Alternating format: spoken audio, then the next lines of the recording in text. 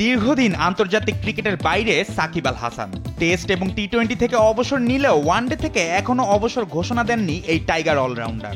বাংলাদেশের হয়ে তার খেলার শেষ দেখে ফেলেছেন অনেকেই। সবশেষ ফ্র্যাঞ্চাইজি ক্রিকেটও খেলেছেন গত বছরের নভেম্বরে। প্রায় 100 দিন পর আবারও মাঠে ফিরতে যাচ্ছেন সাকিব আল হাসান। তবে তার এবারের মাঠে ফেরার খবরে চোখ কপালে উঠেছে অনেকেরই, কারণ প্রত্যাবর্তনের ম্যাচটা যে তিনি খেলবেন বাংলাদেশের বিপক্ষেই। আগামী 10 থেকে 18 মার্চ ভারতে অনুষ্ঠিত হবে এশিয়ান লিজেন্ডস লিগ। মোট 5টি দলের অংশগ্রহণ হবে টুর্নামেন্টটিতে। দলগুলো হলো Bangladesh Tigers, Indian Royals, Afghanistan Pathans, Sri Lankan Lions এবং এশিয়ান স্টার্স। সাকিব খেলবেন এশিয়ান স্টার্সের হয়ে।